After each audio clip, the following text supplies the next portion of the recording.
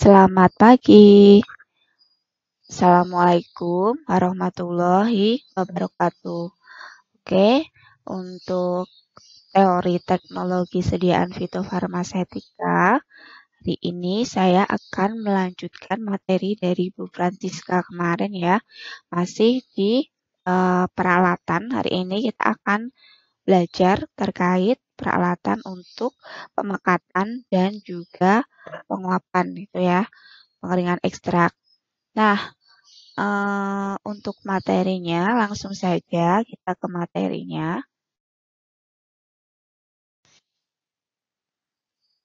Oke, di sini pemekatan ekstrak. Tujuan dari pemekatan ekstrak yang perlu kita review kembali. Jadi, kalau proses ekstraksi, kemarin Anda sudah mendapatkan di fitokimia. Sudah jenis-jenis ekstraksi apa saja yang kita gunakan sudah Anda dapat semua untuk jenis-jenis ekstrak. Metode-metode ekstraksi. Kemudian untuk alat-alat ekstraksi kemarin juga sudah dibahas di pertemuan sebelumnya. Nah, kita review saja. Jadi tujuan dari pemekatan ekstrak itu adalah di mana proses pemekatan atau proses penguapan ini merupakan proses untuk meningkatkan jumlah zat terlarut dalam ekstrak dengan cara mengurangi jumlah pelarutnya, yaitu dengan cara penguapan. Nah, penguapan bisa dilakukan dengan rotary evaporator gitu ya. Kalau kita di skala laboratorium juga bisa dengan water bath. Tapi kalau untuk skala laboratorium, alangkah lebih baiknya memang dengan rotary evaporator. Kemudian nanti sisa ekstrak yang belum kental itu bisa dikeringkan di oven itu. Nah, di sini Anda akan dikenalkan terkait alat-alat pemekatan ekstrak, nanti juga ke penyulingan yang ada di skala industri. Jadi tujuan dari perkuliahan ini yaitu untuk mengenalkan Anda terkait peralatan dan juga proses pembuatan pemekatan ekstrak seperti itu yang nantinya supaya Anda dapat gambaran bagaimana kalau di industri gitu ya. Nah, kita mulai. Untuk penguapan, penguapan itu apa? Jadi, proses terbentuknya uap dari permukaan cairan. Nah, terbentuknya uap ini karena apa? Karena dibantu oleh suatu proses atau suatu alat gitu ya. Kalau kita diamkan saja mungkin bisa, tapi butuh waktu yang lama. Kalau untuk di industri, pemekatan ekstrak itu ya harus menggunakan alat. Karena apa? Karena yang diproduksi di suatu industri itu bukan hanya 1-2 kilo bahan, tetapi bisa sampai kuintalan, bahkan sampai berton-ton. Nah, di sini kecepatan itu tergantung pada kecepatan pemindahan panas. Semakin suhunya diperhatikan juga gitu ya. Jadi untuk pemekatan ekstrak tidak boleh lebih dari ada literatur yang mengatakan bahwa di situ tidak boleh lebih dari 60 derajat Celcius. Karena apa? Karena bisa merusak senyawa yang terkandung dalam suatu tanaman yang menyebabkan senyawa tadi terdegradasi atau terdekomposisi atau bahkan terurai. Itu ya. Nah, yang harus diperhatikan juga di sini adalah sifat larutan yang akan dipekatkan. Menggunakan pelarut apa saat proses ekstraksi kemarin gitu ya.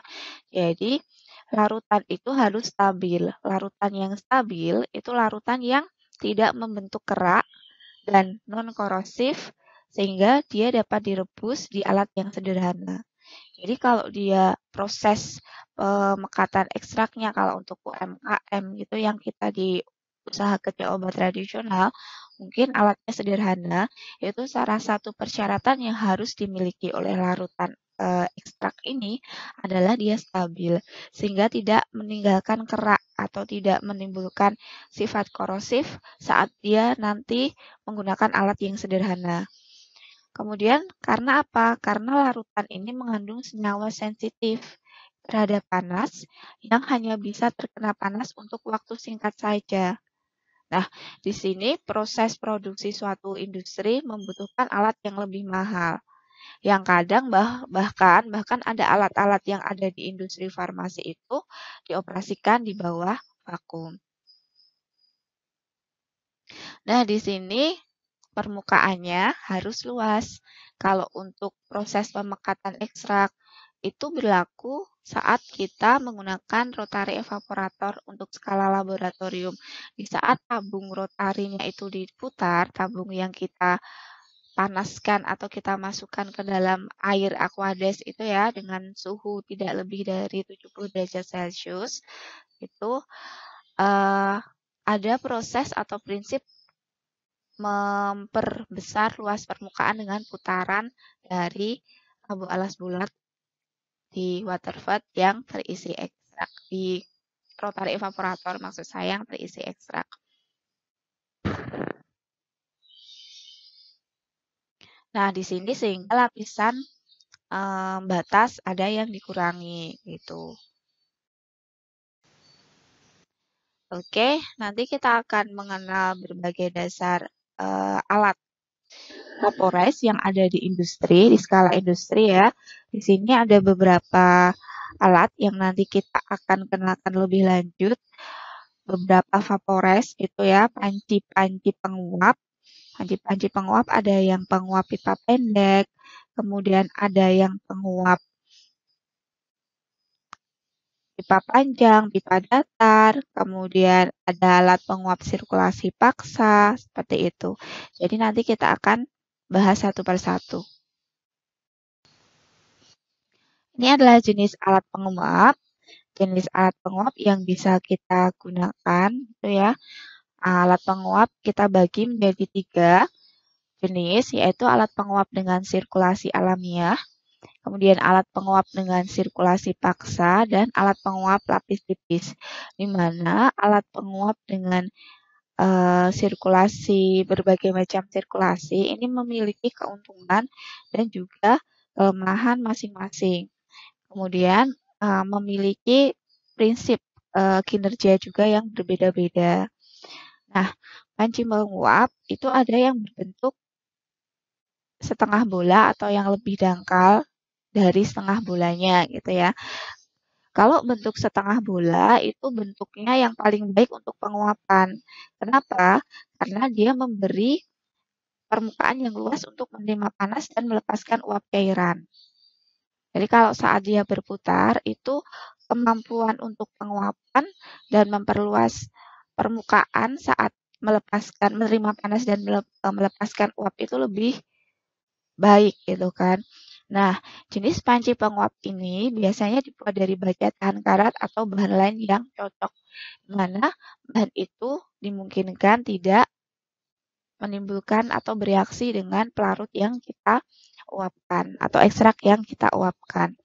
Panci biasanya dikelilingi jaket atau selimut kita bilang gitu ya. Kemudian panas dari jaket uap air panas gitu. Jadi di panasnya itu tersalurkan melalui jaketnya itu. Nah, kemudian kita akan mengenal alat penyuling gitu ya. Alat penyuling itu nanti kita akan kenalkan gambarnya, tapi di sini alat penyuling ini biasanya terdiri dari bejana yang bentuknya seperti panci penguap. Bagian atas dihubungkan dengan pendingin. Kemudian untuk panci penguap pipa pendek itu nanti biasanya penguapannya ini alat ini digunakan untuk penguapan dalam jumlah yang besar. Dan alat ini biasanya kurang cocok untuk menguapkan produk yang berlainan. Nah, keuntungan dan kerugian masing-masing alat, keuntungan masing-masing alat itu apa saja? Kalau panci penguap itu dia memiliki keuntungan mudah dibuat dan biayanya murah. Ya. Kemudian selain itu si panci penguap ini mudah digunakan, dia juga memiliki kelebihan untuk mudah dibersihkan, kemudian mudah juga melakukan pemeliharaan, perawatan gitu ya. Tapi ada kerugian dari metode atau jenis panci penguap ini, yaitu pemindahan panasnya sangat rendah. Karena apa? Karena tergantung dari sirkulasi alamiah. Kemudian, zat padat yang dihasilkan mungkin mengendap atau lengket pada permukaan dalam atau zat aktif yang kemungkinan dikhawatirkan zat aktifnya ini bisa terurai. Kemudian cairan dipanaskan terus-menerus. Ini yang menimbulkan ketidakuntungan untuk bahan yang tidak panas atau bahan yang termolabil. Nah, ini juga harus diperhatikan. Permukaan pemanasan terbatas.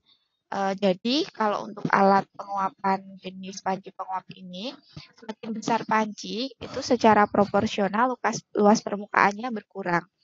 Sehingga pada permukaan cairan setelah terjadi pemekatan, luas permukaan makin lama juga makin berkurang gitu.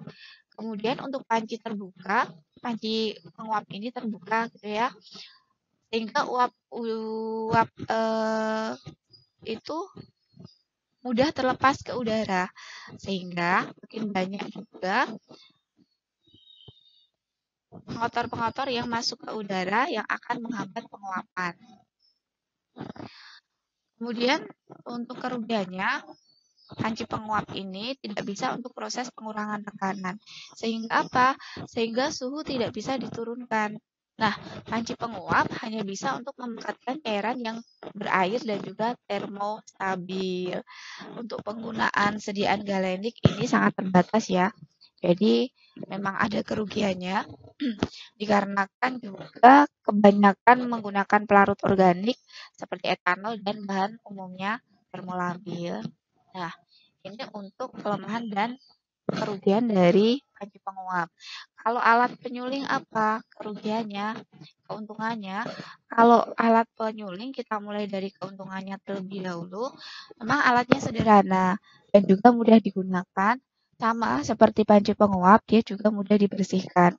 Tetapi keuntungan yang lain, uap yang keluar itu bisa diembunkan oleh pendingin. Ada pendinginnya di panci ini sama dengan pada rotary evaporator ya, sehingga si pendingin ini mempercepat penguapan. Jadi pendingin fungsinya memang membantu proses penguapan supaya dia lebih cepat lagi. Kemudian dapat untuk larut organik. Larut organik yang bisa digunakan seperti etanol itu bisa menggunakan panci penguap ini gitu ya. Larut dapat dikumpulkan juga dan dipakai lagi pada proses yang sama. Nah, karena di sini ada pemisahan pelarut karena dibantu kondensor, nah pelarut sisa pemisahan itu nanti bisa digunakan lagi. Kemudian penampung dan pompa hisap bisa dipasang pada kondensor, tekanan bisa dikurangi sehingga suhu didih turun. Kalau kerugiannya, pemanasan dengan sirkulasi alamiah, sehingga hantaran panasnya karena ada aliran itu menyebabkan pemindahan panasnya kecil. Kemudian kerugian lagi dari alat penyuling ini adalah seluruh cairan alami pemanasan karena dilakukan secara alamiah gitu ya, itu pemanasannya lama sepanjang waktu, butuh pemanasan sepanjang waktu dan permukaan untuk pemanasan terbatas. Jadi luas permukaan untuk proses pemanasan ini terbatas. Kalau alat penguap pipa pendek bagaimana? Kalau alat penguap pipa pendek keuntungannya yaitu dia bisa memperbesar pemanasan. Tuh. Sehingga sirkulasi yang kuat akan mengurangi lapisan batas permukaan dan dia akan mempertahankan padatan dalam suspensi sehingga kecepatan pemindahannya panas meningkat. Dia juga dilengkapi penampung dan pompa vakum yang dapat dipasang di pendingin gitu ya, ada pompa vakumnya. Kemudian untuk alat penguap pipa pendek di sini penampang dan pompa vakum dapat dipasang di pendingin. Kerugiannya apa? Kerugiannya alatnya rumit. Kemudian biayanya mahal, pemeliharaannya lebih sulit kalau kita bandingkan dengan panci penguap dan alat penyuling. Untuk cairannya biasanya diisikan di atas permukaan si mesin tadi ya, sehingga sejumlah cairan akan mengalami pemanasan dalam waktu lama. Nah, ini Kalau pemanasannya lama, ini bisa kita kurangi dengan cara pemindahan cairan pekat secara perlahan-lahan melalui pintu keluar pada bawah bejana. Nanti ada bawah bejana akan kita lihat. Kemudian permukaan untuk pemanasannya terbatas, gitu ya. Ini beberapa kerugian dan keuntungan alat penguap dengan jenis sirkulasi alamiah seperti ini. Kemudian untuk alat penguap sirkulasi paksa, ini ya, ini biasanya keuntungannya karena ada gerakan cairan yang cepat sehingga meningkatkan pemindahan panas, terutama nanti untuk cairan yang kental atau bahan yang di situ dapat mengendapkan padatan atau cairan pembuih. Kemudian ada lagi, jika dalam penurunan tekanan akan lebih menguntungkan karena sirkulasi paksa akan lebih bisa diatasi dengan pengaruh makin besarnya kekentalan cairan. Bahan yang tertinggal dalam vaporize atau dalam mesin ini dalam waktu cepat itu bisa hilang gitu ya, sehingga cocok untuk bahan yang tidak tahan panas.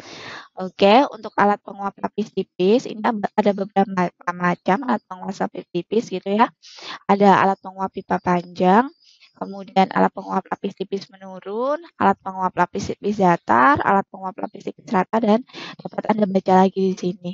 Ini adalah istilah asingnya, gitu ya, istilah asingnya dan alat penguap lain yang bisa kita gunakan. Ya, ada thin layer vaporize ini ya, ada falling film vaporize ini saya tambahkan. Jadi supaya nanti kalau ada di industri tidak asing dengan istilah-istilah ini. Oke, di sini kita masuk ke alat penguap dengan sirkulasi ilmiah. Tadi ada 3 alat penguap dengan sirkulasi ilmiah ya, di mana pada dasarnya proses atau prinsip alat ini alat yang aliran cairan di dalamnya terjadi karena adanya proses pemanasan. Karena di dalam alat ini ada proses pemanasan dan karena adanya aliran ini itu bisa terjadi penghantaran panas. Itu adalah prinsip dari alat penguap dengan sirkulasi alamiah. Ada 3 tadi sudah kita terangkan keuntungan dan kelemahan dari masing-masing alat penguap ini. Kita lanjut. Nah, ini panci penguap. Panci penguap ya. Panci penguap di sini ada panci. Yang A ini adalah pancinya. Kemudian yang saya singgung di awal, di sini ada jaket uapnya di mana fungsinya untuk menghantarkan panas. Kemudian yang C di sini lubang masuk uap, yang D adalah lubang keluar uap, yang E di sini lubang keluar hasil penguapan, gitu ya. Nah, di sini adalah gambar alat penyuling. Ada 3 tadi alat panci penguap, alat penyulingnya. Nah, untuk panci penguap ini,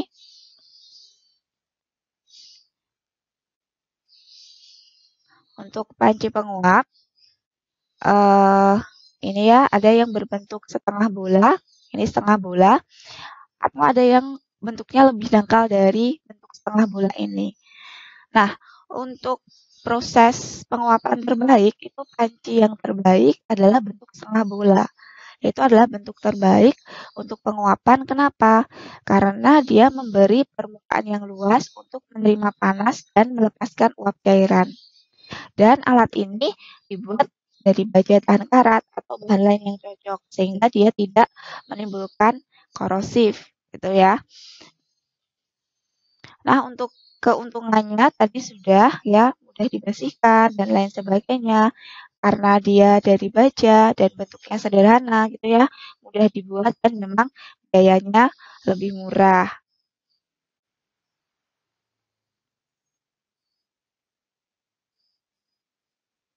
Kemudian untuk alat penyuling, di sini ada alat penyuling yang dia masuk juga ke penguapan alamiah gitu ya. Di sini ada bejana. Bejananya bentuknya seperti panci penguap, tapi bagian atasnya dihubungkan dengan pendingin. Ya kan? Sama di sini bentuknya seperti panci penguap, tapi bagian atasnya ini dihubungkan dengan pendingin. Ada pendinginnya untuk alat penyuling ini. Bagian atas alat bisa dibongkar pasang. Kalau mau dibuka bisa, dipasang lagi bisa. Bagian atas alat ini bisa dibongkar pasang. Kemudian yang memungkinkan bisa diambil hasil penguapan dan dilakukan pembersihan bagian dalam dibuat dari baja karat atau bahan lain yang cocok. Jadi karena di sini bagian atasnya bisa dibongkar pasang, jadi memudahkan kita kalau mengambil di bagian industri gitu ya, di sektor industri kalau dia menggunakan alat ini memudahkan untuk pembersihan dan mengambil hasil penguapannya. Kemudian cocok untuk penguapan ekstrak sampai kering karena hasil mudah dikeluarkan ya. Untuk alat jenis ini itu biasanya paling banyak dipakai di industri kecil. Tuh. Oke, ini keterangan dari alat panci penguap dengan panci penguap alat penyulingnya. Oke, kemudian kita lanjutkan alat penguap pipa pendek. Ini tadi dikatakan di awal dia lebih cocok untuk penguapan dalam jumlah yang besar, ya. Nah, di sini alat ini kurang cocok untuk penguapan produk yang berlainan. Nah, bagian alatnya apa? Bagian alatnya di sini terdiri dari tabung atau pipa-pipa, di mana pipa-pipa ini memiliki diameter 1 sampai 2 meter, memiliki panjang 1 sampai 2 meter, kemudian diameternya antara 40 sampai 80 milimeter. Biasanya banyak sekali pipa ditempatkan di sini gitu ya. Kurang lebih 1.000 buah ditempatkan dalam bejana dengan kalau yang di skala industri itu rata-rata diameternya bisa 2,5 meter atau lebih. Nah, di sini ada nama alat yang kita sebut kalandria gitu ya, yang itu ini tidak kelihatan ya. Kalandria di sini adalah bagian bawah dari alat penguapan yang di situ terdiri dari tabung-tabung.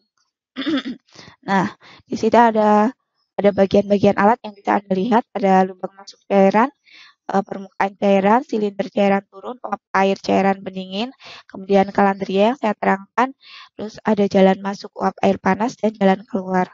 Ini ya. Nah, cairan dengan alat ini, cairan diatur permukaannya sedikit di atas uap tabung. Jadi cairannya itu diatur kalau memberi cairan permukaannya sedikit di atas ujung atas tabung atau kita sebut kalandria tadi ya. Jadi cairannya harus di atas kalandria pemberian cairannya.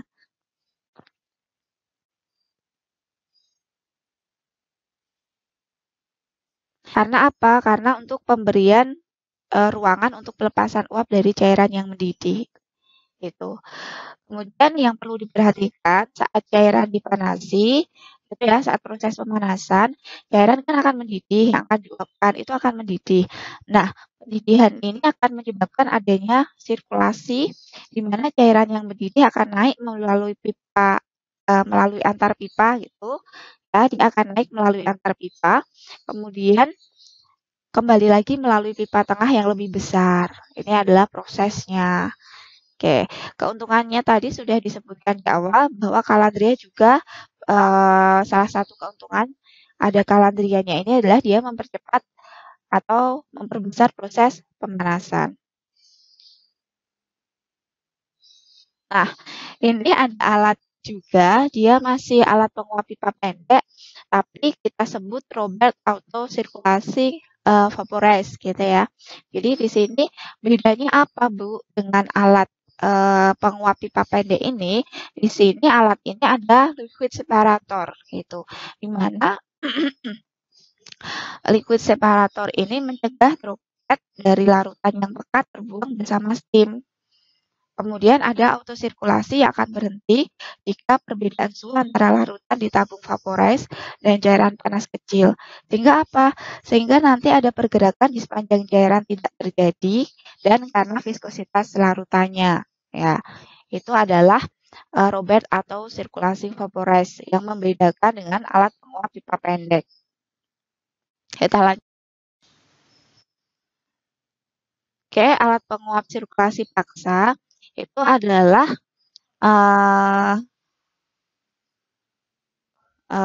alat penguap dari sirkulasi alamiah tadi, tapi di sini ditambahkan alat pengaduk. Ya, bedanya itu, dia ditambahkan alat pengaduk. Secara sederhananya bagaimana? Panci penguap tadi ya, di awal tadi, di alat penguap sirkulasi alamiah, kita tambahkan bahan pengaduk atau baling-baling. Jadi proses pembuatannya sama dengan panci penguap sirkulasi alamiah, cuman ditambahkan bahan pengaduk. Nah, alat penguap sirkulasi paksa ini bisa juga sebagai alat penyuling atau penguap pipa pendek yang mengalami pengadukan. Itu ya. Nah, kita akan terangkan gambarnya di situ. Jadi, kalau dari alat ini kita dapat lihat alat penguap sirkulasi paksa itu prinsip kerjanya adalah cairan sirkulasikan dengan pompa. Nanti ada pompa yang mensirkulasikan cairan. Kemudian cairan itu akan melalui tabung-tabung. Di sini ada tabung-tabung.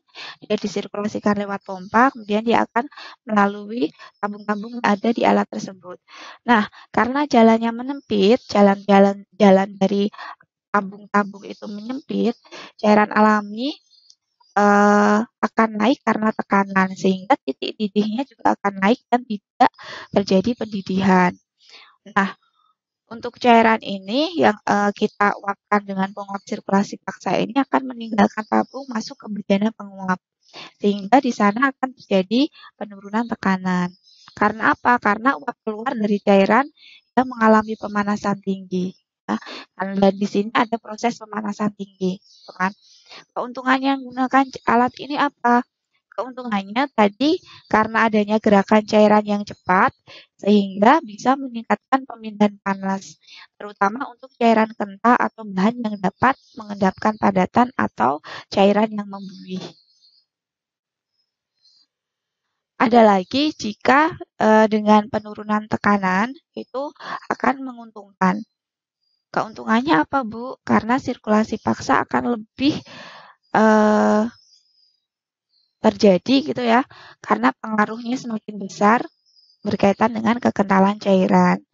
Tapi bahan tertinggal di vaporize dalam waktu cepat dan cocok untuk bahan yang tidak tahan panas. Nah, ini bisa digunakan untuk bahan yang tidak tahan panas. Ya, ini prosesnya tadi, di mana ada jalan masuk tangensial, kemudian permukaan cairan, jalan masuk uap panas untuk pemanasan cairan dalam pipa-pipa, kemudian dia akan keluar, gitu kan, akan keluar setelah proses pemanasan, kemudian menuju pendingin, menuju ke jalan masuk cairan.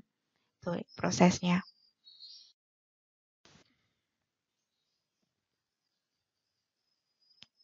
Kemudian kita ke selanjutnya itu ya, untuk alat penguap sirkulasi, kalau kita bandingkan dengan alat penguap lapis tipis bagaimana?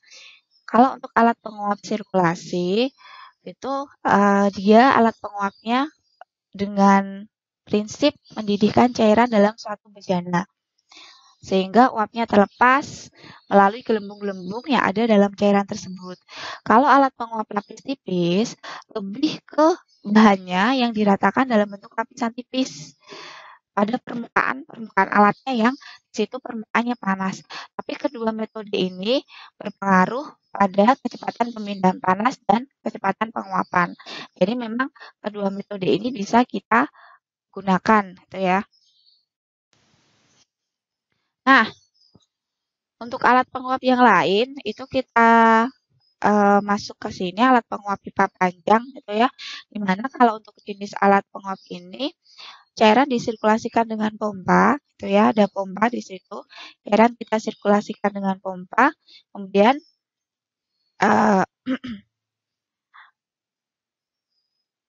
terdiri dari tabung-tabung juga gitu yang diselimuti uap air panas. Nah, di sini kita lihat ada tabung-tabung dan tabung-tabung di sini diselimuti oleh uap air panas gitu karena memang penguapan melibatkan proses pemanasan. Untuk skala industri itu biasanya ada perbandingan panjang tabung dan juga diameternya antara 140 untuk panjang tabungnya dan diameternya 1 gitu. Tapi berbeda-beda untuk skala industri, ada berbagai perbandingan yang dapat digunakan, tapi secara garis besar atau pada umumnya memang menggunakan perbandingan 140 dibanding 1 ya. Di mana cairan masuk prosesnya cairan masuk melalui lubang A, ya. Kemudian di sini akan terbentuk lapisan tipis, ya, yang akan dibentuk oleh dinding-dinding dan dia akan merayap ke atas, ini kan. Dia akan merayap ke atas. Pada ujung atas campuran uap dengan cairan pekat, dia akan masuk ke alat pemisah C, ya. Alat pemisah, dia akan masuk ke sini. Kemudian cairan pekat itu ditampung di penampung uap kependingin, ya. Dia ditampung alat pemisah C, ya. Kemudian ini cairan pekatnya ditampung, dia masuk ke pendingin, itu kan. Oke, kemudian setelah itu yang terjadi apa? Cairan dalam tabung merambat ke atas sepanjang 5-6 meter. Nah, untuk caranya merambat ke atas ini bagaimana? Jadi di sini ada berbagai proses yang harus diperhatikan gitu, di mana cairan dingin atau yang telah dipanaskan lebih dulu masuk ke dalam tabung. Ya, kemudian panas ini bisa dipindahkan dari dinding ke cairan yang bersangkutan dan saat proses pendidihan terjadi. Kekuatan mendidih kalau sudah seperti itu, kalau sudah dimasuk ke pemisah ini kekuatan pendidihnya akan bertambah. Sehingga uap akan terbentuk secara terus-menerus. Gelembung-gelembung kecil juga akan menjadi gelembung-gelembung yang lebih besar dan memisahkan sedikit cairan di atas gelembung tersebut dengan bagian cairan lainnya. Di sini akan terbentuk gelembung-gelembung. Kemudian cairan yang terpisah tadi, gelembung-gelembung tadi akan terdorong ke atas dan cairan tersebut akan diratakan dalam bentuk lapisan tipis pada dinding lapisan tipis gitu kan. Nah, keuntungan alat ini apa? Ini cairan merambat dalam tabung ya, dari gelembung-gelembung kecil menjadi gelembung-gelembung besar, kemudian dia memisah. Nah, keuntungan peralatan ini kecepatan merayapnya tinggi. Jadi dari awal 1, 2, 3 Anda perhatikan gambar ini kecepatan saat merayap proses pemanasan itu kecepatan merayapnya tinggi sehingga mengurangi lapisan batas atas ini ya, sehingga apa? Sehingga nanti proses pemanasan akan lebih cepat terjadi. Terus yang kedua, karena pipanya sempit ini ya dan panjang, itu menyebabkan permukaan luas untuk perpindahan panas. Kenaikan efisiensi pemindahan panas bisa meningkat yang dapat menyebabkan di mana suhu kecil itu sudah bisa menguap. Jadi kita butuh suhu kecil saja bisa menguap. Sehingga apa? Sehingga nanti bisa mengurangi kerusakan senyawa yang tidak tahan panas. Nah, itu keuntungannya. Dan di sini karena ada pipa-pipa ini yang menyebabkan waktu penguapannya lebih cepat. Kemudian dia juga dapat digunakan untuk bahan-bahan yang berbuih. Dan pipa-pipa ini yang perlu kalian tahu, dia tidak terendam seperti tidak merendam cairan gitu ya, seperti alat penguap pipa pendek. Sehingga apa? Sehingga tidak ada kenaikan titik-titik karena tekanan hidrostatik di bagian atas. Nah, keuntungannya itu. Tapi ada juga kerugiannya. Kerugiannya apa? Alat ini mahal. Alatnya mahal, kemudian pemeliharaannya juga susah karena banyak pipa-pipa di sini. Kemudian harus membutuhkan sumber daya manusia atau orang-orang atau personil yang berpengalaman di bidang itu ya, harus ada pelatihan khusus kalau di skala industri. Karena kalau terlalu lambat, ini lapisan tipisnya tidak bisa dipertahankan dan tidak bisa terbentuk di dinding. Itu yang memang ini ya, memang harus diperhatikan beberapa hal yang harus diperhatikan. Terkait alat penguap lapis tipis menurun tadi ya, ini karena tadi adanya gaya gravitasi yang memang membantu ya. Jadi saya tekankan untuk alat penguap lapis tipis menurun itu karena adanya gaya gravitasi sehingga akan mempercepat proses penguap.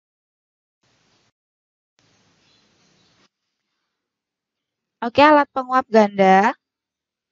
Nah, alat penguap ganda ini seperti ini, ganda di sini ada 2 gitu ya.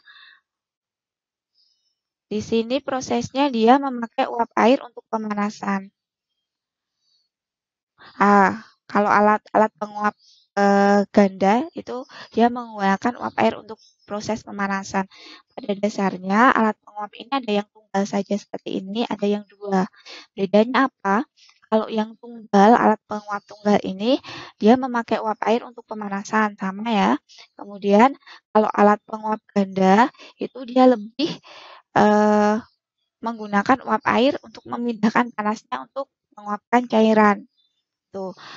Nah, lalu kedua cairan ini, uap-uap yang disalurkan tadi, disalurkan lagi ke pendingin. Nah, di pendingin, di kondensor gitu ya, panas diserahkan ke aliran pendingin.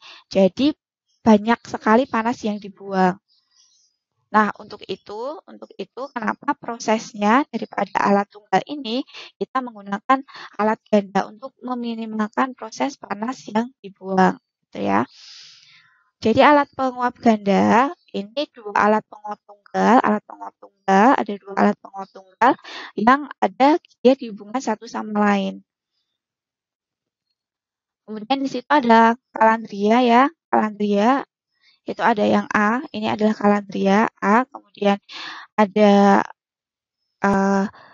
diperhatikan di sini ada kalandria, di sini di antara kalandria ini dihubungkan pendingin, kondensor, penghubungnya pendingin. Kemudian tekanan kalandria itu ini ada kalandria 2 gitu ya, kalandria 2 ini kalandria 1 yang perlu diperhatikan C. Di kalandria 1 ini kalandria 2, tekanan dari kalandria 2 ini harus lebih kecil daripada tekanan di kalandria 1. Supaya apa? Supaya perpindahan panasnya itu bisa terjadi. Karena titik didih dari kalandria 2 itu lebih kecil dari kalandria 1. Ini data gitu ya. Tadi belum saya jelaskan. Untuk thin layer vaporize, di sini yang perlu diperhatikan ada tergantung ada beberapa tipe rotor. Kemudian di sini terdiri dari bejana silindris sempit gitu ya. Dengan panjang kalau di industri panjangnya rata-rata 1 sampai 2 meter. Kemudian di dalamnya ada patah pisau rotor yang berputar pada sumbu silindernya. Di sini pada rotor-rotornya. Di mana jarak antara pisau satu dengan pisau yang lain itu kurang lebih 1 mm. Kemudian dinding di luar bejana ini silindris yang diselimuti oleh jaket pemanas. Ini adalah pemanas, jaket pemanasnya. Merupakan lapis tipis menurun dengan bejana tunggal. Nah, lapis tipis kalau kita gunakan thin layer vaporize ini lapisan tipisnya terbentuk secara mekanik karena ada gerakan dari pisau rotor yang membedakan itu. Alat ini bisa digunakan juga untuk cairan yang sangat kental seperti pada ini ya alat sebelumnya ya, di mana cairan kental ini dimasukkan ke silinder dari bagian atas, kemudian pisau rotornya akan berputar, kemudian cairan berupa lapisan tipis di dinding silinder sebelah dalam ini akan merayap turun karena adanya gravitasi. Jadi ini juga dipengaruhi oleh gravitasi sama dengan alat penguap lapis tipis menurun, tuh kan.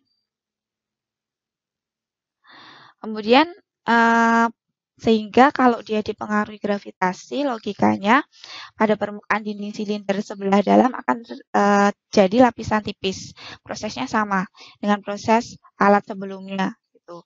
Kemudian lapisan tipis ini akan menguap dan uap dialirkan ke pendingin dan konsentratnya nanti akan kita peroleh di bagian bawahnya. Oke.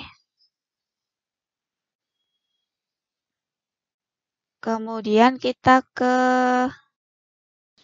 ini ya, centrifugal rotary vaporize ini ya. Centrifugal rotary vaporize prinsipnya bagaimana? Kalau untuk alat ini prinsipnya cairan yang akan diuapkan itu kita masukkan ke tengah, di mana tengahnya di sini ada rotornya ya. Di tengahnya ini nanti ada rotornya, yang nanti rotor itu memiliki fungsi menyebabkan gerakan sentrifugasi, di mana akan menyebabkan cairan ini dipanaskan akan ke dinding dalam rotor sehingga solventnya akan menguap. Nah, konsentrat di dalam rotornya ini akan menyebabkan uap panas terkondensasi di bawah yang kemudian akan dialirkan melalui pipa bawah.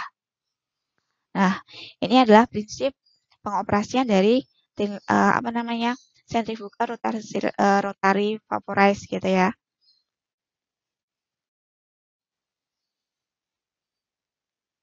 Ini rotor-rotor ini ya yang ada di thin layer vaporize, rotornya bagian-bagian rotornya, rotary thin layer vaporize gitu ya. Ada jaket, kemudian bentuk rotornya ini yang ada di dalam yang akan membantu proses penguapan. Nih.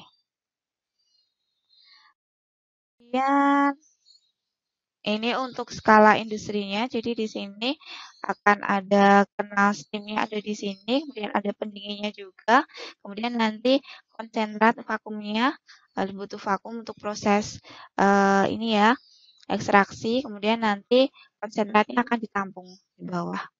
Ada beberapa jenis alat ya, ada beberapa bentuk alat di industri yang bisa digunakan, tergantung speknya dan jenisnya, kemudian jenis ekstrak yang akan dipisahkan apa, atau akan yang diuapkan.